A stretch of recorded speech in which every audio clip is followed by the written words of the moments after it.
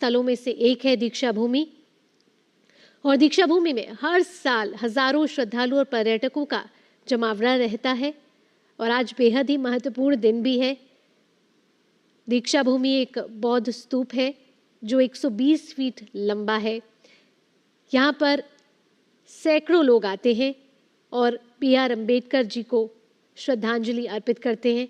आज प्रधानमंत्री नरेंद्र मोदी यहाँ पहुँचे हैं, विशेष अवसर है और बाबा साहब अम्बेडकर की मूर्ति पर उन्होंने पुष्प अर्पित किए हैं।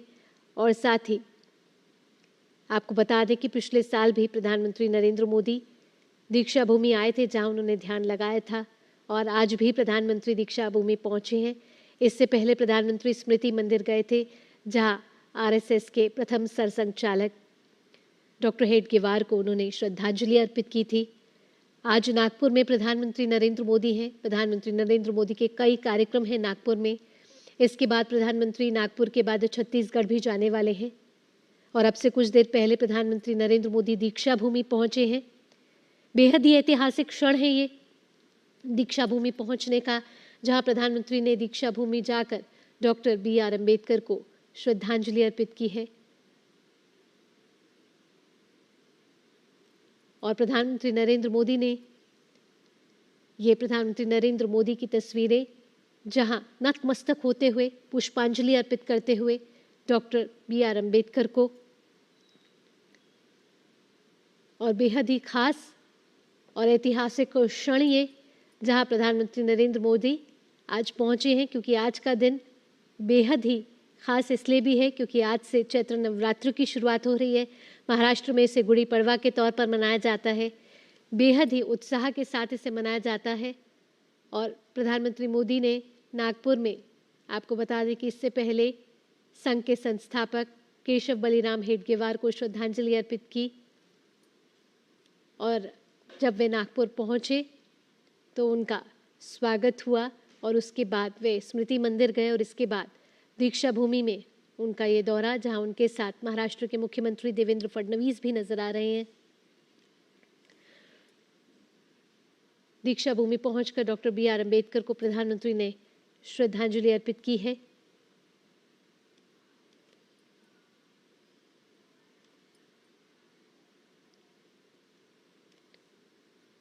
और ये वही जगह है जहां 1956 में बाबा साहेब अम्बेडकर ने हजारों अनुयायियों के साथ बौद्ध धर्म अपनाया था और आज प्रधानमंत्री नरेंद्र मोदी यहां आकर डॉक्टर भीमराव अम्बेडकर को श्रद्धांजलि देते हुए इसके बाद प्रधानमंत्री अपने कार्यक्रम में solar defence and aerospace limited की एम्यूनेशन फैसिलिटी का भी दौरा करने वाले हैं और यहाँ वे UAV विमानों के लिए बनाई गई 1250 मीटर लंबी और 25 मीटर चौड़ी हवाई पट्टी का उद्घाटन करने वाले हैं। तो प्रधानमंत्री नरेंद्र मोदी का ये बेहद ही महत्वपूर्ण दौरा कई मायनों में ये खास है और प्रधानमंत्री नरेंद्र मोदी ने अब से कुछ देर पहले दीक्षा भूमि जाकर डॉक्टर बाबा साहेब अम्बेडकर को श्रद्धा सुमन अर्पित किए हैं।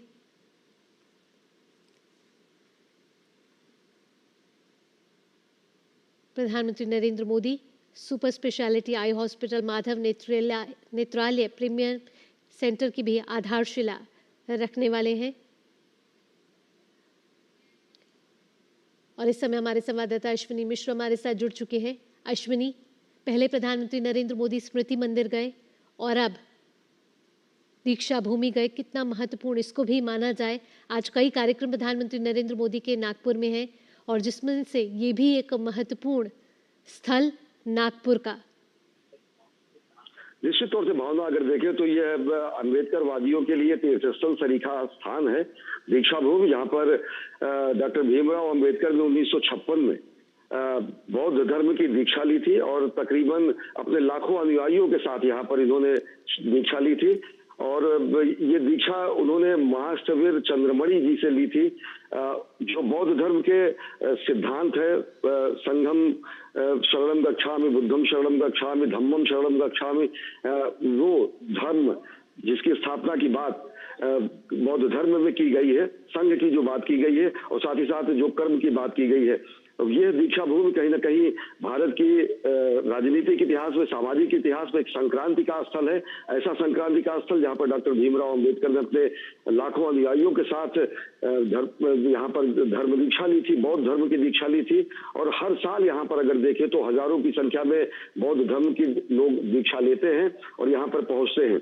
निश्चित तौर से दीक्षा भूमि वो स्थान है जहाँ पर भारत के सामाजिक संक्रांति का स्थान कहा जा सकता है, क्योंकि दीक्षा भूमि जो नागपुर के हृदय स्थल में स्थित है, यह वही स्थान है जहां पर डॉक्टर भीमराव अंबेडकर ने बौद्ध धर्म की दीक्षा ली थी।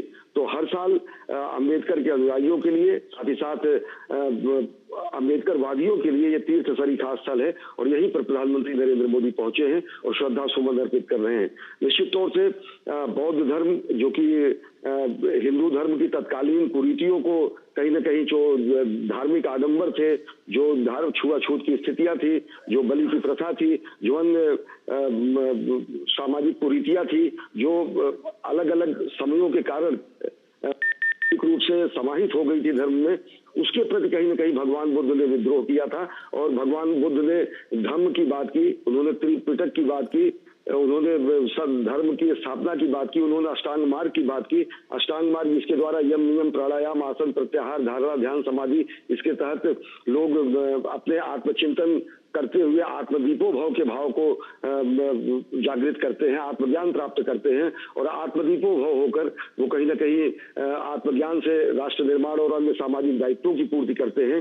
तो उसी बौद्ध धर्म के महासिद्धांतों के अनुगमन स्वरूप डॉक्टर भीमराव अंबेडकर ने 1956 में यहाँ पर 14 अक्टूबर के दिन दीक्षा ली थी बौद्ध धर्म की, और ये वही स्थान है जहाँ पर प्रधानमंत्री नरेंद्र मोदी पहुंचे हैं, श्रद्धा सुमन अर्पित किए हैं। अगर देखें तो सनातन संस्कृति के अलग अलग रूपों की अभिव्यक्ति ही जैन धर्म और बौद्ध धर्म है, और बौद्ध धर्म जो कि सनातन संस्कृति से ही अनुस्यूत हुआ धर्म है, वो जिसका अनुसरण डॉक्टर भीमराव अंबेडकर ने किया, जिसका उन्होंने पालन किया, वो स्थान है। और यही दीक्षा भूमि कहीं ना कहीं तीर्थ स्थल सरीखा है अम्बेडकर वादियों के लिए, और प्रधानमंत्री नरेंद्र मोदी पहुंचे हैं, श्रद्धा सुमन उन्होंने अर्पित किया है, जो कि हमारे राष्ट्र के एकात्मता के स्वरूप को, राष्ट्र के सनातन संस्कृति के सार्वभौम स्वरूप को, भारत भारतीयता के एक वृहद स्वरूप को स्थापित करता है। अलग अलग मतों मतांतरों के लोग, अलग अलग समुदाय के लोग एक समग्र विचारधारा के तहत भारत भारतीयता से आबद्ध रहते हैं, चाहे वो हिंदू हो, बौद्ध हो, सिख हो, जैन हो, ईसाई हो, पारसी हो, इस्लाम के लोग हो, लेकिन एक भारतीयता का सूत्र जो है उन्हें एकात्मता का बोध कराता है। और प्रधानमंत्री नरेंद्र मोदी स्मृति मंदिर के बाद दीक्षा भूमि पहुंचे और उन्होंने श्रद्धांजलि आदरांजलि अर्पित की है डॉक्टर भीमराव अम्बेडकर को।